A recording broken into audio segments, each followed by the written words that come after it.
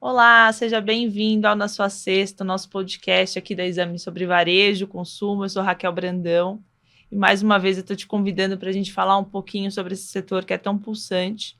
E a gente vai falar de um espaço que também é bem comum na cesta de consumo do brasileiro, que é a farmácia. Hoje eu estou com o Júlio Motim Neto, CEO da Panvel, rede de farmácias do Rio Grande do Sul, nascida no Rio Grande do Sul, mas com operações em outros lugares também, né, Júlio? Seja muito bem-vindo. Obrigado, Raquel. É um prazer estar aqui na Exame, que para nós brasileiros é um símbolo importante da imprensa, né? Focado em negócios. É um orgulho enorme estar aqui com vocês hoje. Muito obrigada. Júlio, eu tenho começado as nossas conversas apresentando um pouquinho quem que é esse executivo por trás da marca. Você tem ali a Panvel já no seu DNA porque é um negócio da família, né? Me conta um pouquinho quem que é o Júlio Motim Neto. Bom, eu praticamente nasci dentro do negócio, né? Comecei trabalhando lá na época de colégio ainda, né? Quando não tinha boas notas, o meu pai me colocava em dezembro, janeiro para atender no balcão da farmácia.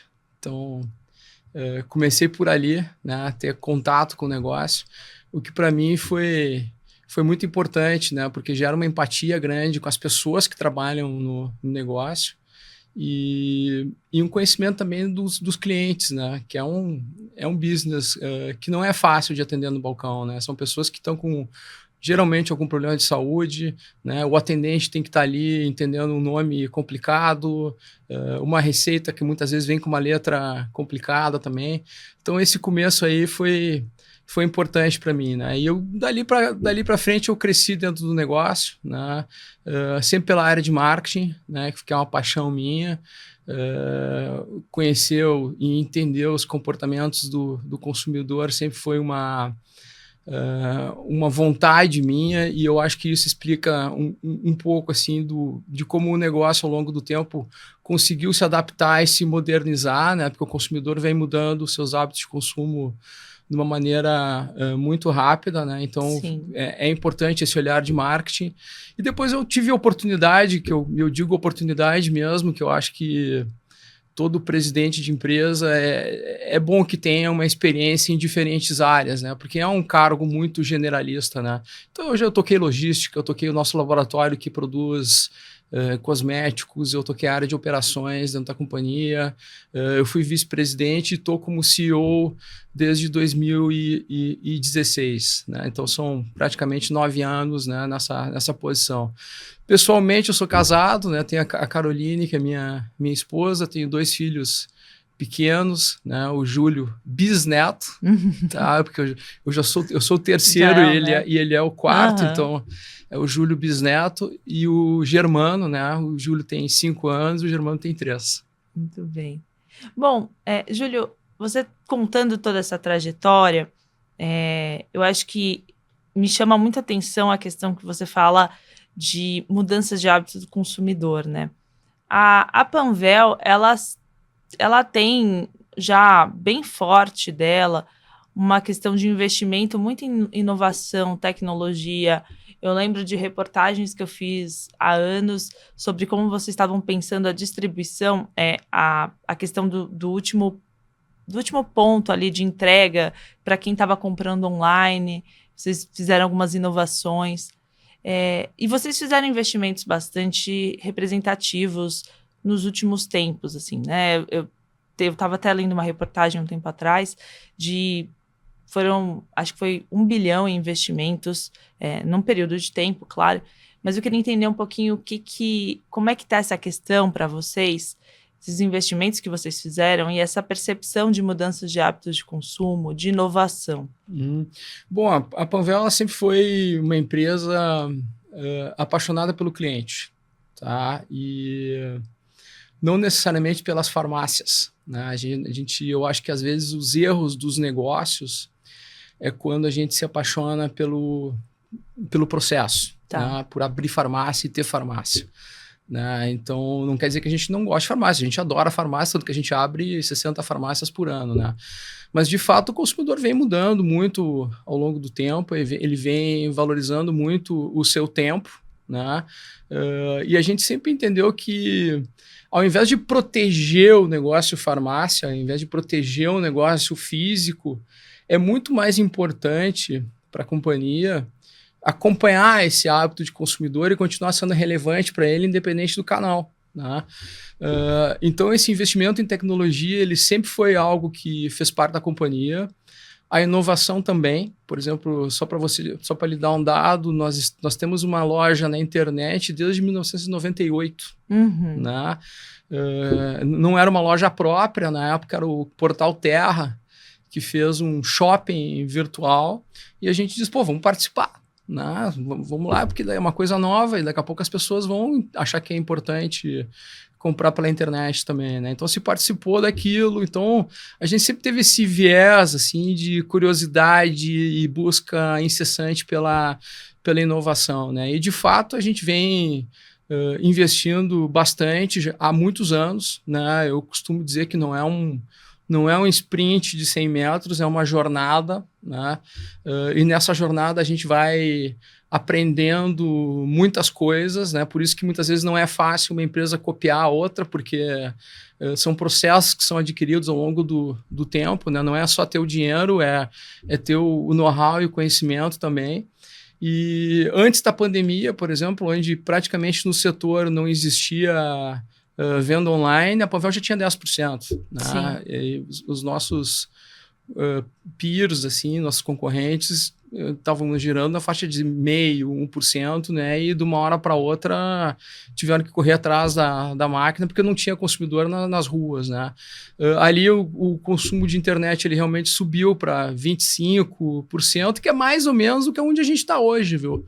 A gente está terminando o ano de 2024 com uma participação digital em torno dos seus 22%. Nossa, bastante representativo, né? Tem muita coisa que é clique e retire, né? A pessoa compra, hoje em torno de 50% desse volume, a pessoa compra no digital e retira na loja, né? Mas eu acho que por trás disso, sem dúvida nenhuma, tem uma questão importante que é a economia de tempo, né?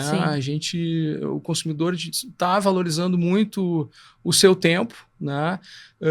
E também está preferindo os canais e empresas que usam os dados para facilitar a vida do consumidor, né? E essa é outra característica nossa também. A gente tem uma riqueza de informação do consumidor muito grande, né? Seja porque o cliente deixa seu CPF na loja para aproveitar algum programa de desconto da indústria ou alguma outra vantagem, a gente tem um volume de dados do consumidor muito grande, né? E nada mais justo do que a gente usar esse dado para facilitar a vida do consumidor, né? Então, hoje, por exemplo, a gente consegue prever quando que uma pessoa está terminando a sua caixa de medicamentos e lembrar ela daquele que está na hora de fazer a recompra, né, para manter o seu tratamento, né? Legal. Outra coisa que a gente usa muito também é, por exemplo, uma pessoa compra um produto todos os meses, né? É um produto de consumo, não necessariamente medicamento, às vezes pode ser um produto de higiene e beleza, né? Mas é uma compra recorrente. Daqui a pouco ele baixa de preço, né? Eu acho até que é um respeito ao consumidor a gente avisar ele que aquele produto baixou de preço, né? Então são coisas assim que a gente faz, né, em respeito ao consumidor, mas de que de alguma maneira mostra a nossa preocupação de fato em usar as informações, usar os dados, né, para melhorar a experiência do consumidor, né? Com certeza. E essa é uma coisa que o varejo tem olhado com mais atenção, então é estar à frente disso te coloca numa vantagem competitiva, né? Não tem dúvida. Eu acho que o varejo que armazena produto e entrega para o consumidor, e só faz isso, né? Eu acho que ele não tem muito futuro nesse mundo que a gente está vivendo, né? E ele é um mundo de mudanças muito mais de comportamento do que propriamente tecnologia, né? A gente vê, por exemplo, ontem mesmo eu peguei um táxi aqui em São Paulo e eu peguei e saí do táxi. Eu não paguei. Por que isso? Porque eu estou habituado já Sim, do aplicativo, ao né? aplicativo, né? Seja o 99 Táxi, ou seja o próprio Uber, né? A gente pagar antes, né? Então, essa mudança comportamental é algo que entra para dentro das pessoas e não muda, né? Então, eu acho que isso é importante, a gente acompanhar. Sim, com certeza. Júlio, a gente, pensando aqui em Panvel, queria fazer um retrato para quem está nos ouvindo, para quem está nos assistindo. Hoje o grupo, ele nasce no Rio Grande do Sul, mas ele tem operações em outros estados. Me faz um raio-x assim, de Panvel. Obviamente a presença é muito forte, a marca é muito forte no Rio Grande do Sul, mas ele tem uma presença mais distribuída também em outros estados, né? Bom, a Panvel hoje ela é uma rede de farmácias com 640 lojas. Boa parte delas no Rio Grande do Sul, né? São mais de 400 lojas no Rio Grande do Sul. A gente tem em torno de 100 lojas em Santa Catarina, 100 lojas no Paraná, né? Uma concentração grande nas capitais. Por exemplo, Curitiba são 54 lojas, Florianópolis em torno de 40 lojas, né? E o resto interior e cidades adjacentes, né? E a gente tem uma presença aqui em São Paulo também, né? Que acho que tem muito a ver com isso que a gente está falando aqui agora um pouco, né? Que é uma empresa diferente, não é só uma farmácia, né? É uma empresa que tem uma pegada de tecnologia grande, que tem diferenciais importantes, tem uma loja, na nossa opinião, mais bonita do que as outras, tem uma participação de higiene e beleza, principalmente beleza, superior aos nossos concorrentes, tem uma marca própria que é diferencial também, né? Inclusive a nossa marca própria, ela não é comparada às marcas próprias dos nossos concorrentes diretos. Eu ia perguntar um pouquinho mais sobre marca própria. A gente, quando olha para a marca própria da Panvel, inclusive a gente olha muito para Boticário, para Natura, para empresas do setor de beleza, né?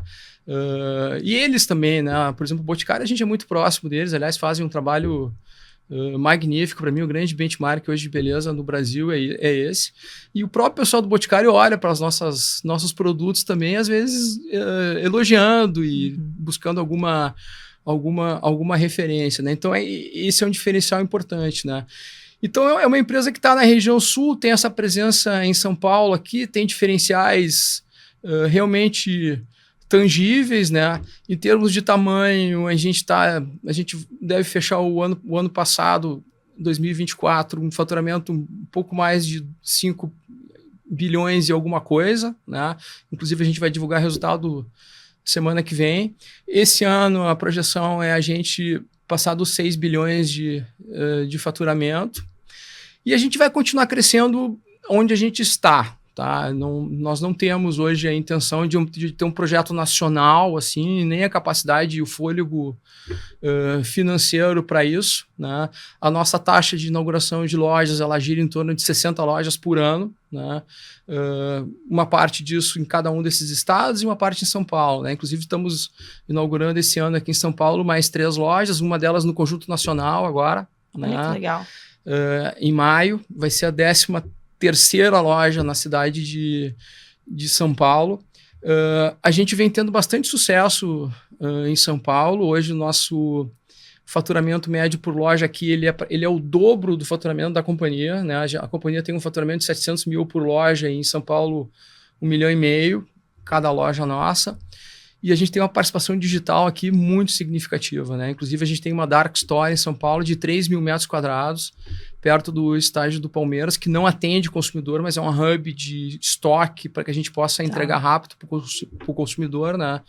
Então, a Panvel, vamos dizer assim, resumindo, é isso, né? A gente tem um market share no Rio Grande do Sul de 23%. Em Santa Catarina e Paraná são seus 7%, né? E por isso que a gente entende que existe uma oportunidade ainda de crescimento, pelo menos dobrar, né? Santa Catarina e Paraná, aí chegar nos seus 14%. E aqui em São Paulo a gente vai continuar atendendo bem as pessoas e colocando à disposição toda a qualidade, né, que a Panvel tem. Essa coisa do varejo, da marca, regional, ela tem... O varejo tem isso muito forte, né? Então, faz sentido esse número tão representativo no Rio Grande do Sul e faz sentido, obviamente, ser um pouco mais desafiador, aumentar esse percentual em outros estados, né? O business de farmácia, ele tem uma característica própria que ele precisa ter um adensamento muito grande, né? Por isso que a gente olha as cidades assim, e não é só São Paulo, Porto Alegre é assim, Curitiba é assim, todas as cidades, a gente vê muita farmácia nas esquinas, né? Porque é um business de muito adensamento, né? Então, para você crescer e expandir, você precisa ter um lugar onde você é forte, né? Onde você tem um adensamento e uma participação forte, né?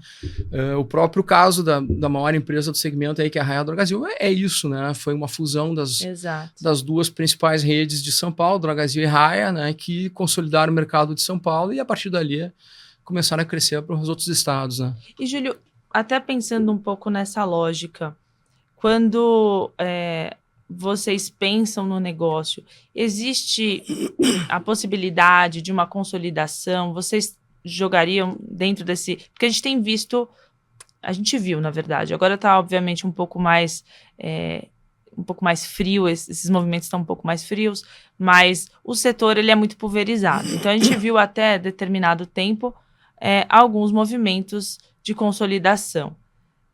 Faz sentido pensar nisso novamente? Ainda tem espaço para isso? Vocês consideram também esses movimentos inorgânicos?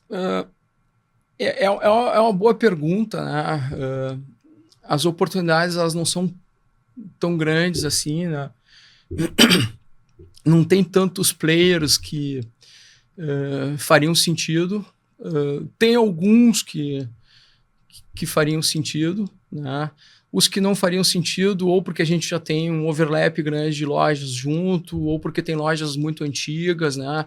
O segmento se transformou, né? Sim. Hoje, por exemplo, a farmácia, ela precisa ter 10 vagas de estacionamento, tem que ter um tamanho mínimo de 200 metros, 250, 300 metros, para poder ter todos os produtos. Tem um clinic também, né? Que é outra parte do negócio que vem crescendo bastante. Então é difícil você encontrar um ativo que tenha todas essas características, né? Quando você faz a conta em termos de aquisição, tá? É mais barato você optar pelo crescimento orgânico, né? Custa menos, né? E você fica com um parque de lojas mais moderno, né? Quando você termina crescendo organicamente. Agora, sem dúvida nenhuma, se a Panvel em algum momento tiver a ambição de se tornar um projeto nacional, na minha opinião, isso termina passando provavelmente por uma fusão com alguma outra empresa que eu te confesso hoje que eu não sei bem quem seria. Tá. Né? É difícil a gente dizer quem seria. Então, a gente não está fechado a esse tema, mas a Panvel é uma empresa que tem uma ética acima da média, né? Tem um passado que não tem um risquinho, vamos dizer assim, né? Uma empresa que sempre fez tudo certinho, né? Não tem nada guardado dentro do armário, então é uma empresa muito bem organizada. Tem uma equipe de gestão que me acompanha e que é uma equipe de primeiro nível, né? Inclusive, eu sou muito grato à equipe que a gente conseguiu montar ao longo do tempo. Realmente são pessoas que fazem a diferença no dia a dia. Então, quando você começa a colocar tudo isso na mesa, assim, né, fica aquela questão, né? Tá, vamos nos fundir assim, mas nossa gestão é boa, né? E a gestão da outra empresa é boa também. Então, são coisas que precisam ser discutidas, né? Mas a gente não fecha porta para isso e, de fato, eu acho que o único caminho para a Panvel realmente virar um projeto nacional seria uma fusão, que é o que aconteceu com algumas empresas que hoje são projetos nacionais. Né? Sim, perfeito. Júlio, mais falar em fusão também, obviamente, a gente acaba levando para um outro caminho aqui da lógica da conversa, que é pensar um pouco sobre hoje questão de mercado acionário, valuations, né? tá todo mundo muito com seus papéis muito amassados, né? O mercado não está fácil. Queria ter um pouco do seu olhar sobre isso também, porque fica até mais difícil de imaginar qualquer movimento, dado o valor que hoje os papéis estão negociando de diversas companhias, inclusive o papel de vocês também está negociando abaixo do que média histórica, enfim, do que desde o IPO. Né? Sem dúvida nenhuma, o mercado acionário brasileiro está extremamente reprimido, né? A gente acho que tem dois casos, né? Tem empresas que estão super bem e que estão valendo pouco, e tem empresas que não estão tão bem, né? Então tem essas duas características, assim.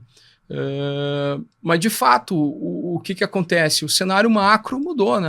A gente viu na mudança de governo ali um governo que não prioriza muito a parte fiscal, né? Isso gera uma insegurança no investidor.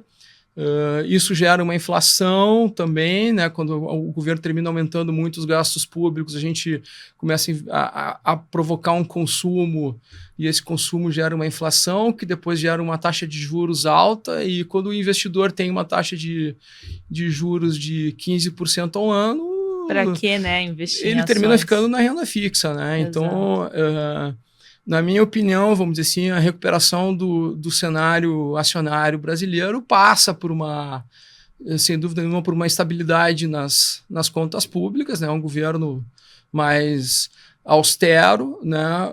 Um incentivo grande à iniciativa privada e um cenário de uma inflação arrefecendo, e com isso diminuindo taxa de juros e a renda variável voltar a ser algo interessante, né? Não vai fugir muito disso, né? E realmente é uma pena, né? Porque o Brasil é um país com tanta oportunidade, tanto potencial, né? Tantas boas empresas, que a gente esteja vivendo esse momento acionário aí, né? Da nossa parte, a gente vem recomprando ações, né? A ação está muito barata mesmo. Só para você ter uma ideia, nesse ano, no lucro projetado para 25, a gente está negociando entre 7,5 e 8 vezes o lucro. Então, de fato, ele é um valuation pequeno. Fizemos um movimento de follow-on em 2020, onde a gente captou 1,1 bilhões de reais. A empresa está valendo 1,3 bilhão hoje. E é uma empresa que nos últimos 5 anos ela apresentou um KGR de crescimento de 17,5%. Né? É um negócio que dobrou de tamanho nos últimos 5 anos, com resultados importantes, com lucro. Né? O ano passado a gente teve esse tema da enchente no Rio Grande do Sul. Não fosse a enchente, teria sido um ano maravilhoso para a Panvel, né? Então é uma empresa boa, a gente vem recomprando ações, né, no mercado, porque a gente entende que ela está muito barata. Sim. Júlio, você pincelou aqui a questão das enchentes. Queria lembrar um pouco desse episódio.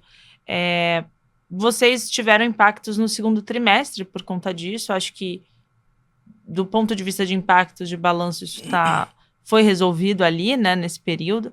Mas queria ter um pouco do seu relato de como que foi esse momento, porque eu imagino que tenha sido um desafio de gerir o negócio, além de, né, sendo gaúcho, né, vivendo ali a situação, que foi bastante emocional também, assim, né, todo mundo, o país inteiro, e acho que o mundo, grande parte do mundo, inclusive, sentiu. Assim. Eu chego até a me arrepiar, foi um momento muito difícil, né? O fator humano foi extremamente impactado, né? Só para você ter uma ideia, o Panvel tem 11.500 colaboradores. Desses, 700 pessoas perderam tudo, né? Perderam tudo que tinha em casa e tiveram uma perda considerável, né? Então, a nossa prioridade naquele momento foi, de fato, de alguma maneira, dar alguma assistência a esse grupo de pessoas, né? O negócio foi desafiador, né? De fato ficou tudo no segundo trimestre. A gente até foi uma decisão que se tomou, se deu baixa em tudo, mas mesmo assim a gente cresceu 11% em venda, né, no segundo trimestre, sem resultado, mas a venda veio em 11%, que foi interessante, até mostra a resiliência da companhia, né? Em termos de gestão, foi altamente desafiador, né? Inclusive, eu não estava no Brasil, eu estava no exterior e foi naquele 1º de maio, né? Que foi um feriado. Eu fiquei sabendo pelo telefone e quase que não acreditava nas informações que estavam chegando, né? A nossa sede fica em Eldorado, que foi a cidade que percentualmente, né, mais atingida, 90% de Eldorado ficou embaixo d'água. O nosso CD está dentro dos 10% que não foi impactado, mas nós ficamos 40 dias sem conseguir acessar o nosso centro de distribuição, né? Tivemos que achar soluções logísticas que passaram por atacadistas ou o nosso centro de distribuição em Curitiba também para entregar para as lojas. Para as lojas ficarem abertas, a gente montou uma operação porque a Porto Alegre ficou 20 dias sem água, né? Exato. A gente montou uma operação de caminhão-pipa para levar água para as lojas, para as pessoas pelo menos terem uma condição de ir no banheiro e poder manter com isso as lojas abertas, né? Então foi um momento muito desafiador. A gente desligou, colocou o nosso data center, por exemplo, uma coisa que a gente nunca pensou que ia fazer. E nem todas as empresas têm, né? Porque aquela coisa é o seguro que a gente às vezes acha que não vai usar nunca, né? Que é um data center contingente, né? Tá. Então a gente desligou o nosso data center que ficava em Eldorado e colocamos na contingência, né? Que é praticamente operar o paciente e tirar o coração e fazer um transplante de coração. Então a empresa passou por esse momento também. Então foi um momento de decisões difíceis, né? Esse lado humano, ele nos impactou muito, né? A gente ajudou muito as pessoas, principalmente os nossos gerentes, né? Nós chegamos a ter 17 gerentes que perderam tudo. Essas pessoas, realmente, a gente ajudou eles a reconstruir a sua residência. E, enfim, ficou no passado, né? Eu acredito muito que aquilo que não nos mata nos fortalece, né? Que é uma frase do Nietzsche. E a gente criou um espírito de equipe, de união, e eu acho que os números que a gente demonstrou em termos de empresa, de lá para cá, ele representa muito isso, né? A gente cresceu no terceiro tri 2 dígitos bem altos, né?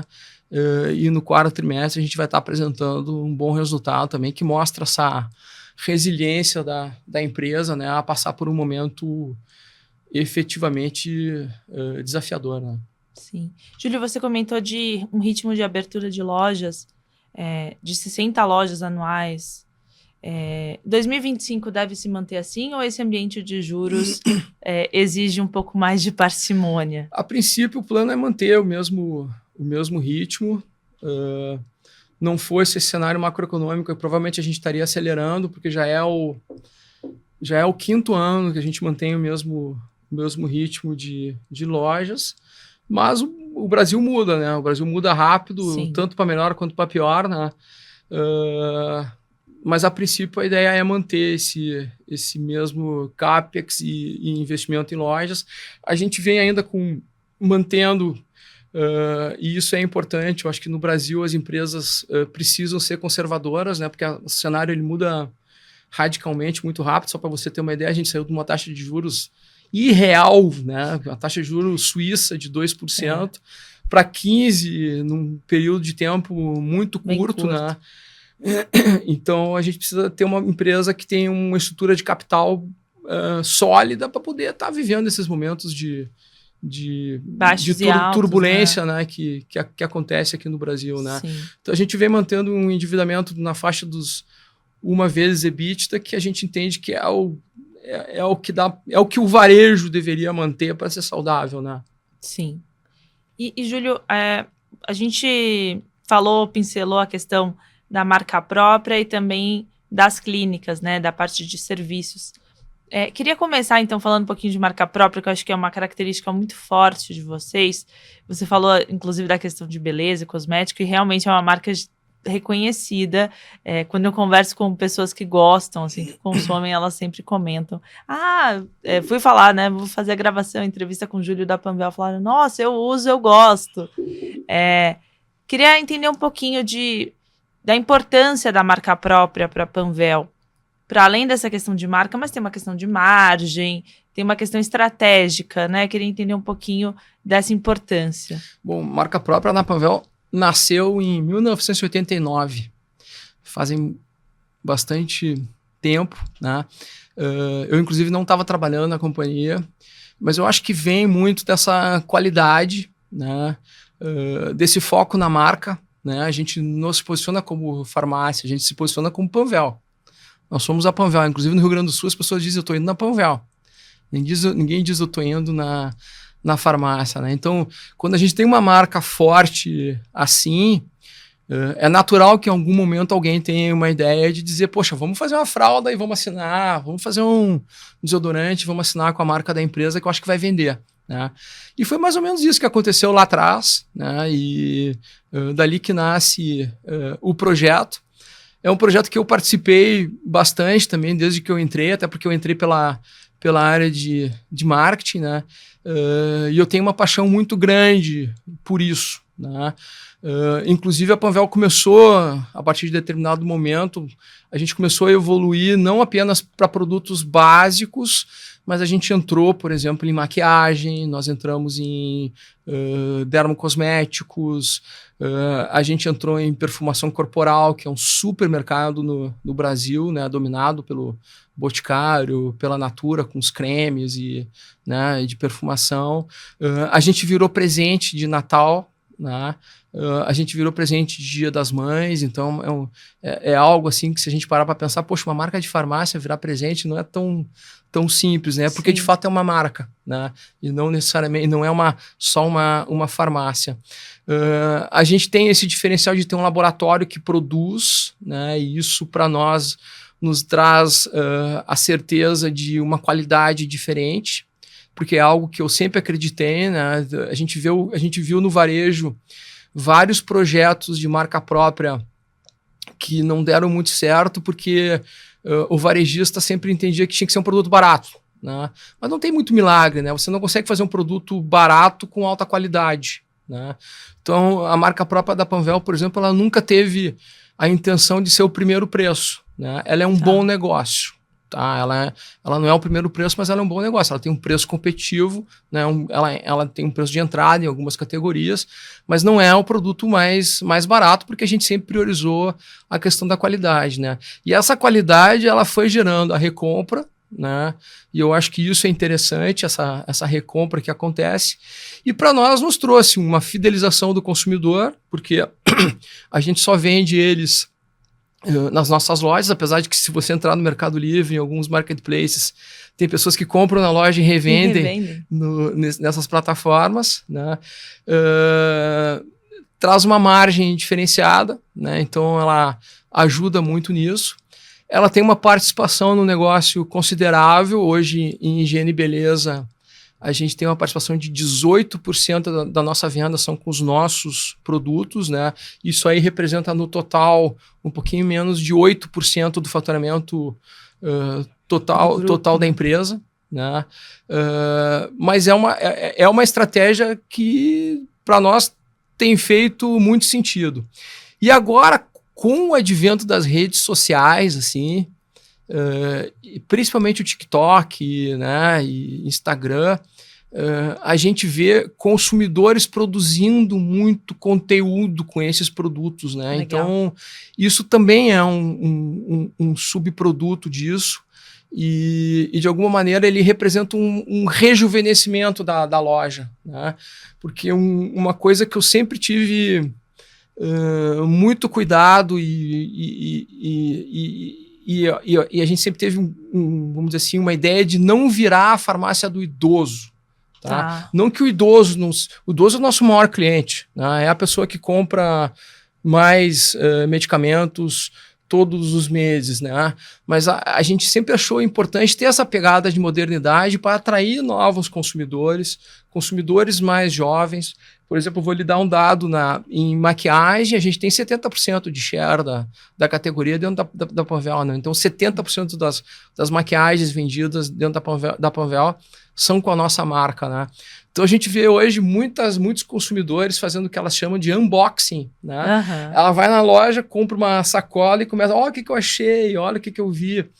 Então a gente tem tido um benefício assim, de ter essa estratégia de produtos próprios em termos de mídia espontânea e divulgação absolutamente orgânica, não paga, muito grande, né?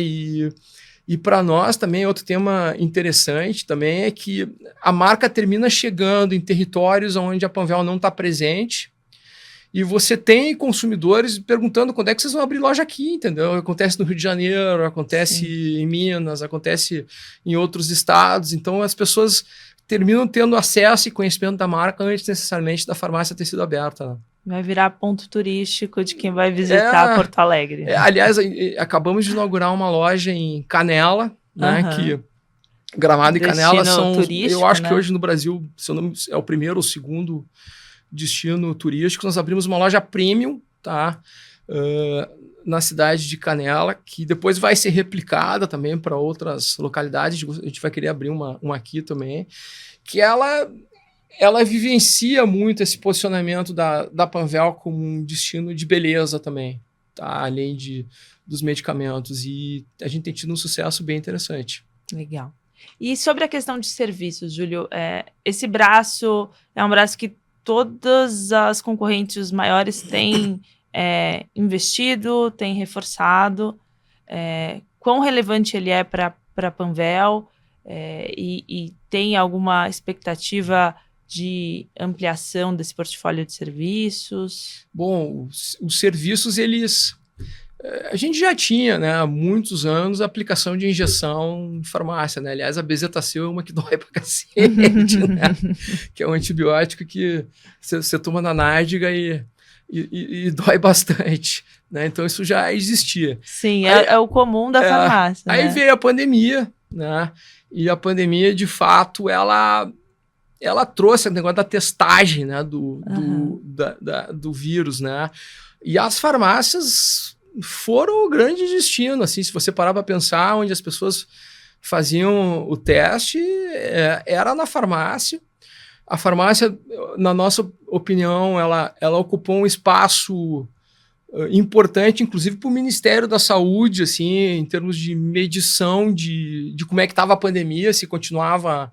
Porque todos os dados de testes dentro da farmácia, eles eram automaticamente reportados para o Ministério da Saúde, né? Tá. Não o CPF da pessoa, mas se era positivo ou se era negativo a testagem, né? Então, nesse período aí, só para você ter uma ideia, essa parte de serviços de farmácia chegou a representar 5% do nosso faturamento, né? Foi um negócio muito relevante, né? Eu acho que ficou... né, um residual importante disso, né? Ficou um hábito do consumidor de contar com uma sala de serviços farmacêuticos. As vacinas para gripe que já haviam entrado antes da pandemia se consolidaram e cresceram muito de volume durante a pandemia e se mantiveram em patamares importantes, né? Tem outras vacinas também, que a meningite, por exemplo, é uma que se tornou uma vacina importante também. Herpes zoster também é outra vacina que vem ganhando importância para um público com mais de 50 anos, né? A da dengue, apesar de que ela começou a ter disponibilidade de estoque, depois o governo terminou comprando tudo, então você não tem hoje mais a possibilidade de fazer a vacina na farmácia, mas tem o teste da dengue, né? Então esses serviços, assim, eles realmente nasceram na pandemia e eles se solidificaram, tanto que hoje a gente não consegue abrir uma loja sem pensar em ter uma sala de atenção farmacêutica dentro da loja, né?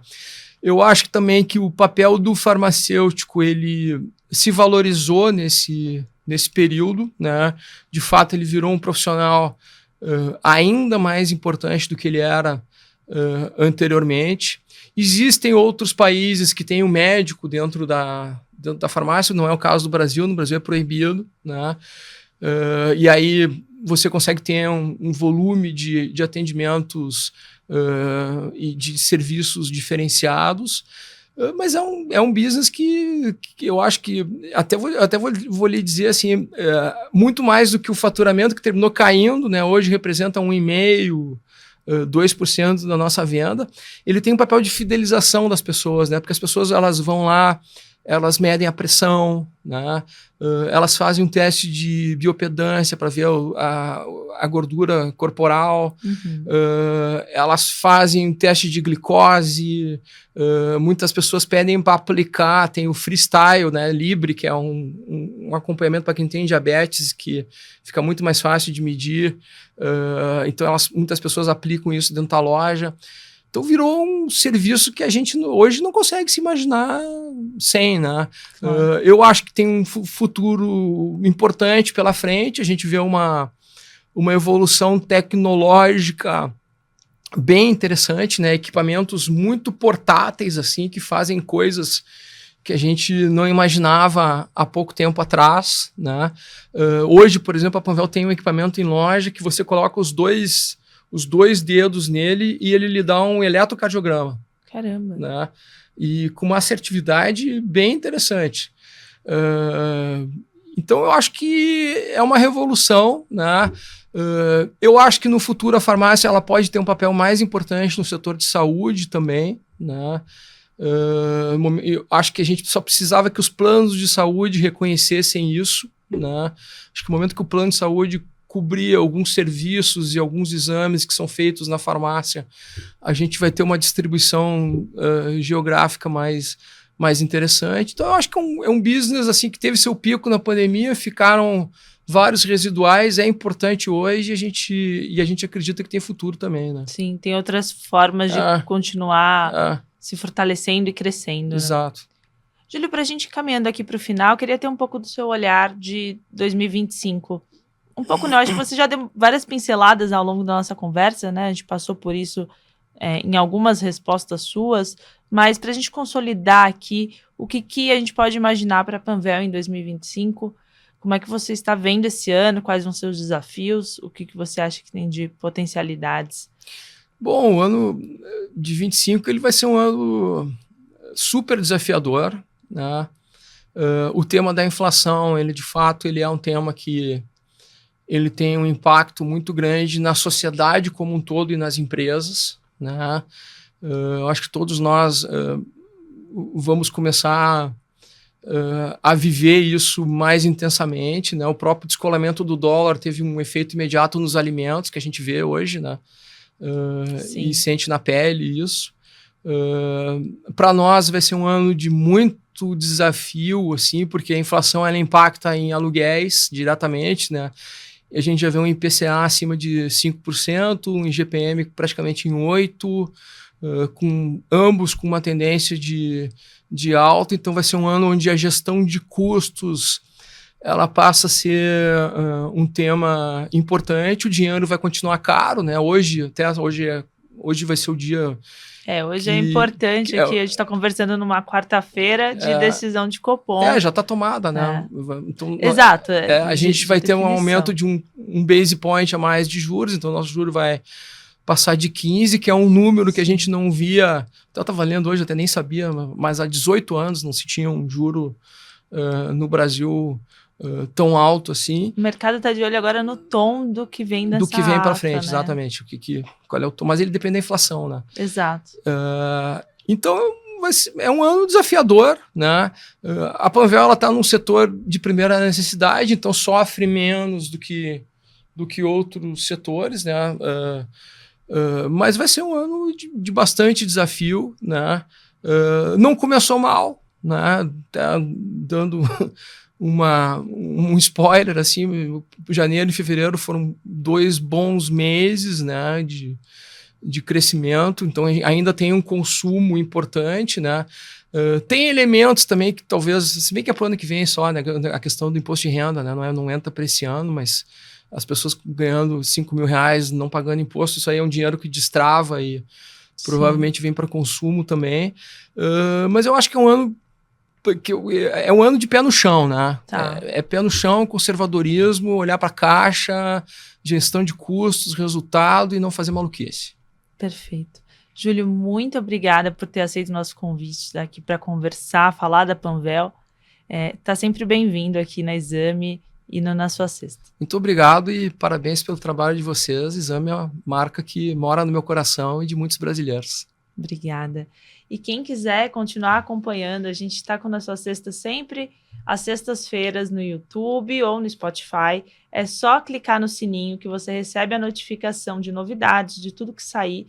E não só o Na Sua Sexta, mas todos os programas que a gente tem aqui da Exame, além do nosso site e das nossas redes sociais. Muito obrigada e até a próxima.